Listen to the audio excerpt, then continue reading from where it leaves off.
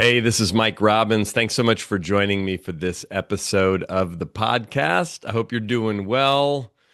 You, your family, your team, everyone around you. Today, I want to talk about appreciation. Look, I've been talking about appreciation for the whole almost 25 years I've been doing this, but I want to talk about appreciating life right now. And look, as I'm recording this, there's a lot of intense and challenging things happening in our country and our world, right? I mean, if you look at your social media feeds or you turn on the news or you talk to people, there's a lot happening. There's a lot of uncertainty. There's, fear and stress and instability and disruption. And whether we're talking about things politically, socially, or economically or technologically, there's a lot going on. And again, where we are again as I'm recording this 5+ years sort of since the pandemic started. And I know, it's been a few years and life is now, back to as normal-ish as I guess you could call it. But like we've been through a lot. And I've talked about that a lot on this show over the years.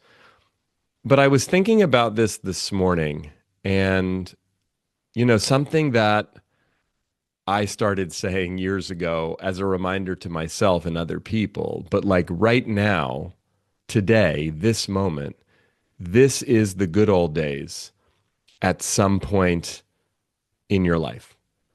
Now, that doesn't mean that everything's good right now for you personally, maybe for your family, your team, your company, your community, the country, the world. I'm not saying that. But I think that I have a tendency, and I don't know if you do, when I reflect back on the past, I will think back to certain times with nostalgia and realize that in those moments, I didn't necessarily think of those things as nostalgic moments. And sometimes it's looking back.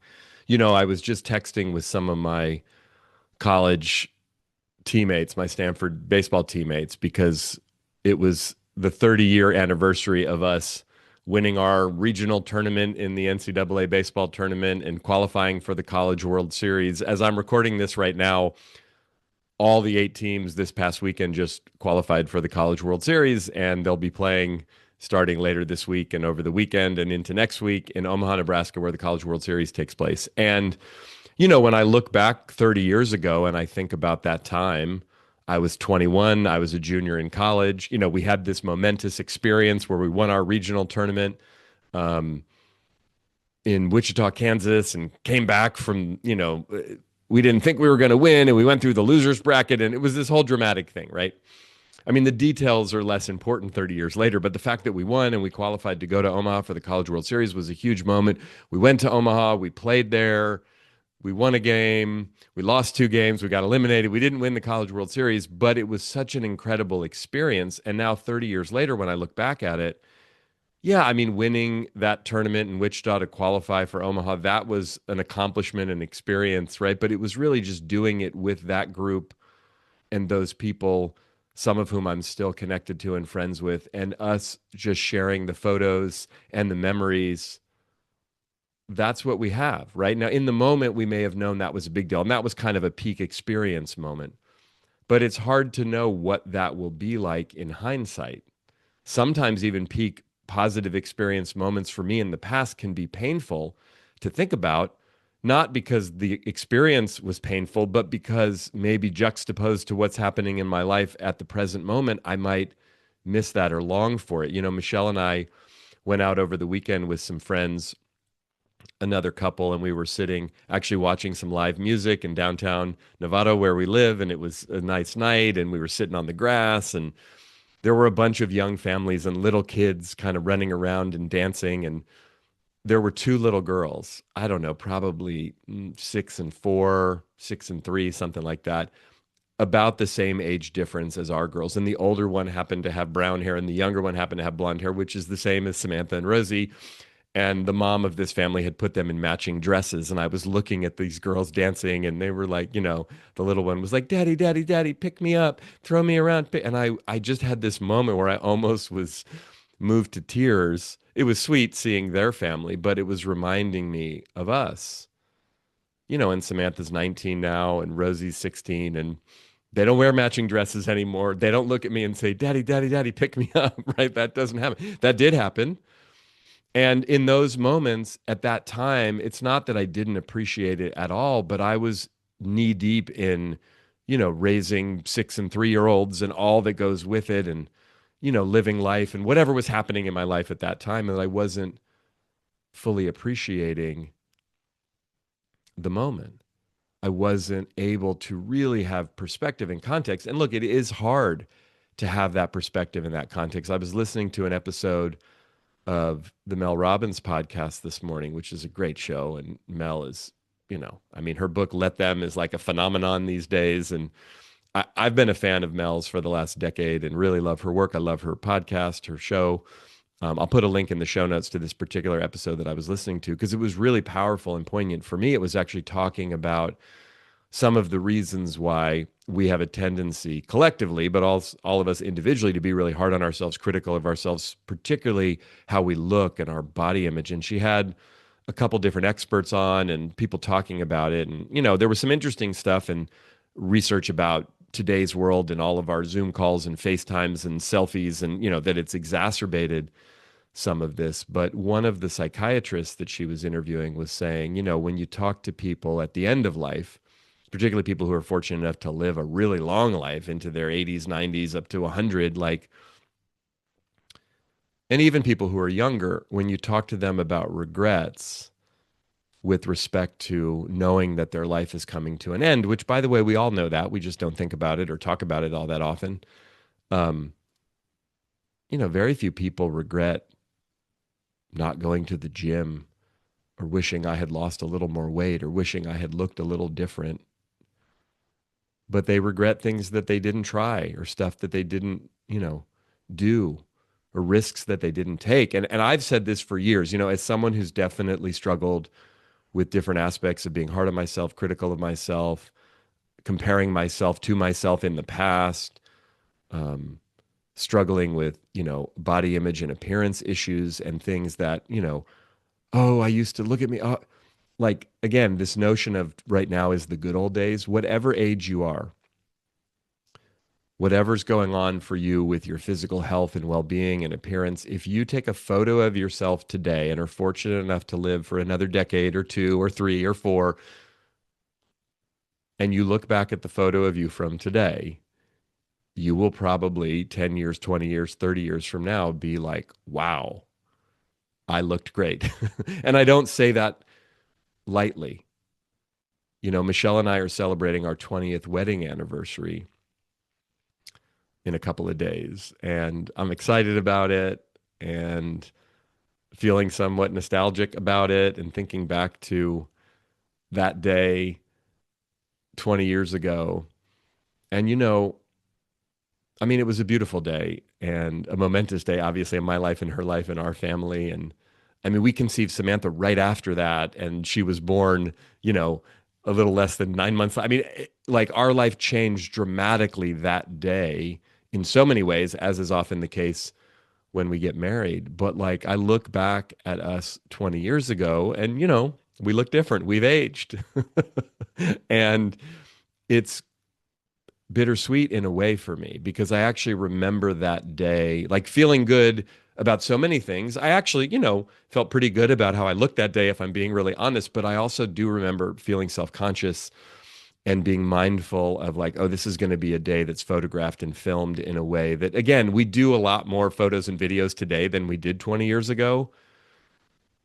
But it's interesting as we think about it and, looking forward to and hoping to be around to celebrate 30th and 40th and 50th and further on anniversaries. But, we don't know how much time we get. And again, without minimizing some of the stress and challenge that may exist currently in your life.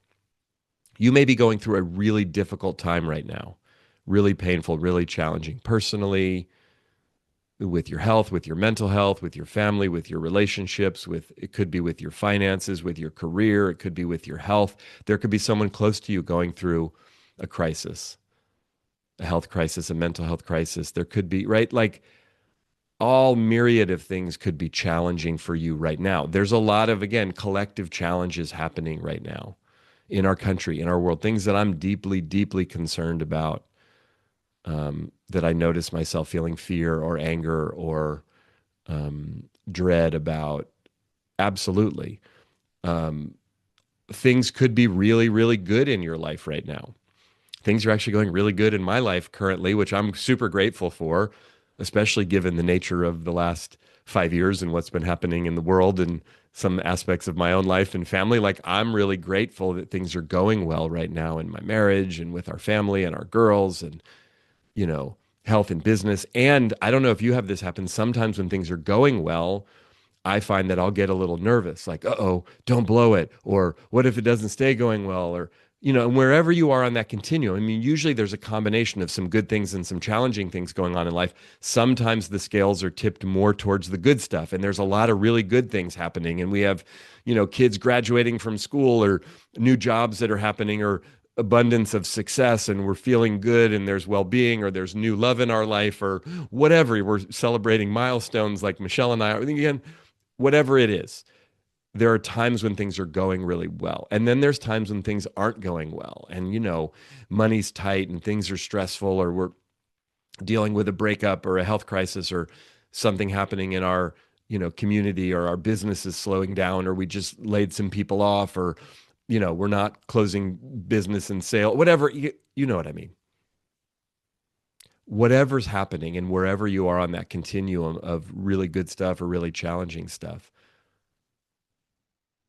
this too shall pass, right? If you're fortunate enough to still be here in 6 months, in a year, in 2 years, in 5 years, this today, this moment that you're in right now will be the past.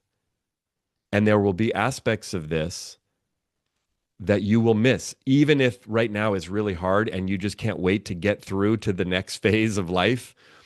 Sometimes we even miss the struggle, the challenge.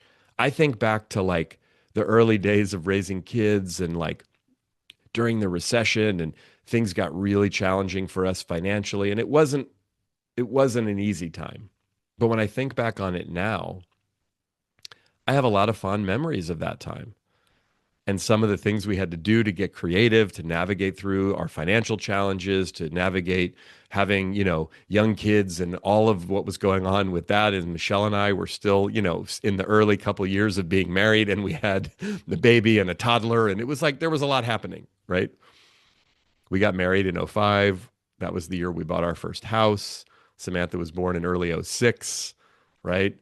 Things started getting a little bit wobbly in the economy in '07, '08 especially, and then end of '08, '09, 2010. It was like, we were 5 years into being married, and, we had a 1.5-year-old and a 4-year-old, and we were in a really tough spot financially. And again, that time wasn't easy. It was challenging. It was painful. It was hard.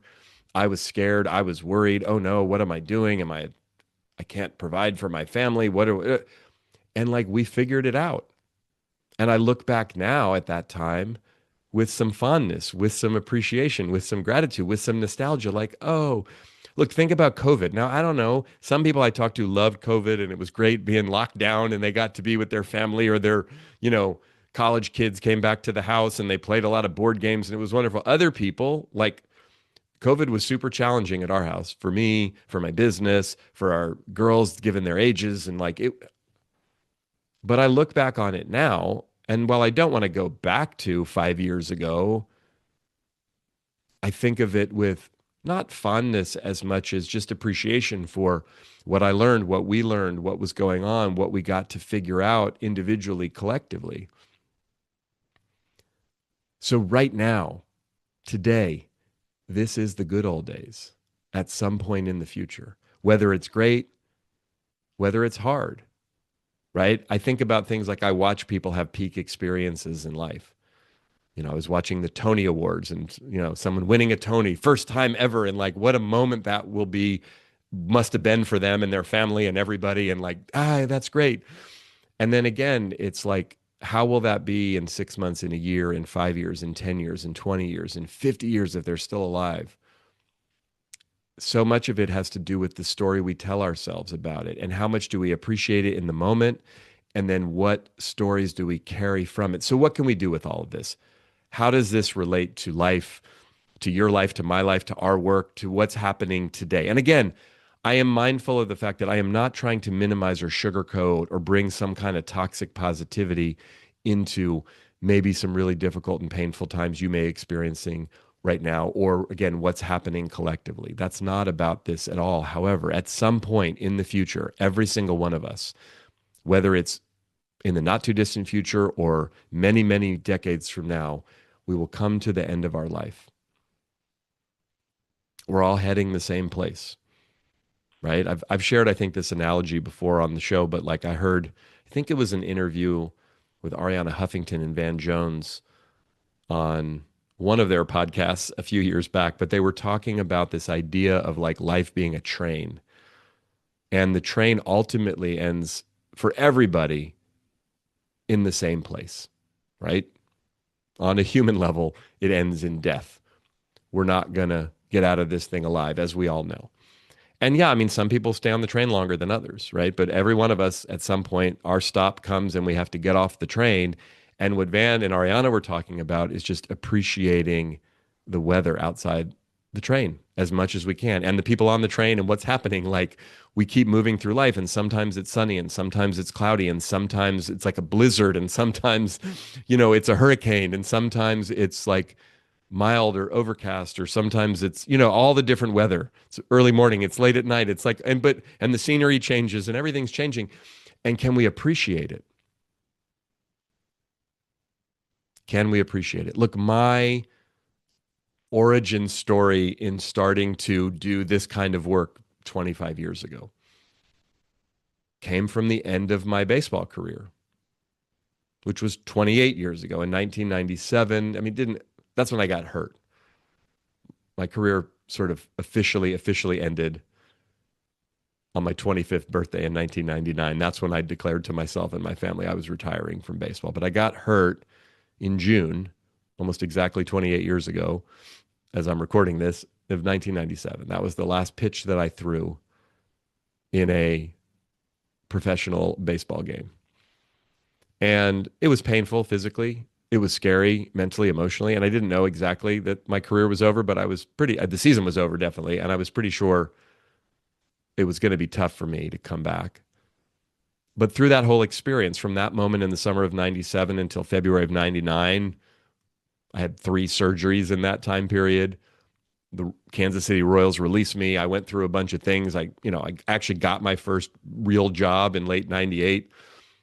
But when I finally confronted the fact on my 25th birthday, February 7th, 1999, that I was no longer going to play baseball, my lifelong dream up to that point was over. I was sad. I was scared.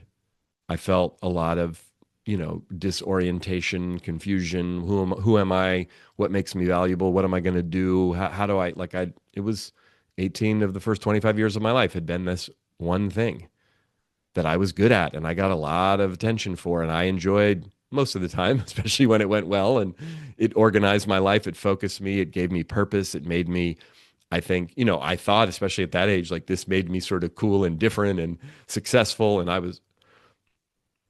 was really unsure about what the next steps of my life were going to be. But the only real regret that I had wasn't that I didn't make it to the big leagues, wasn't that I'd, had some failures along the way. It was that I didn't fully appreciate it while it was happening.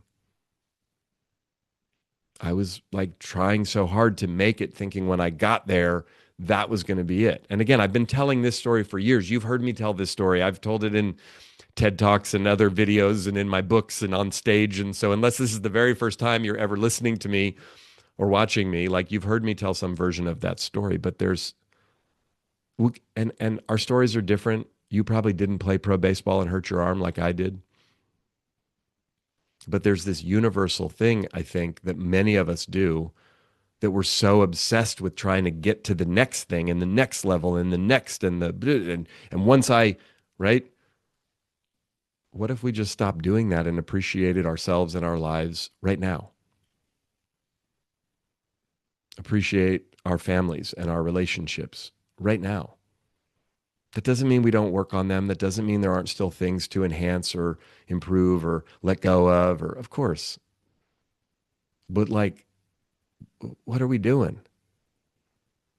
Is life hard for you right now? It might be. Is it easy for you right now? It might be. It's probably a combination of both.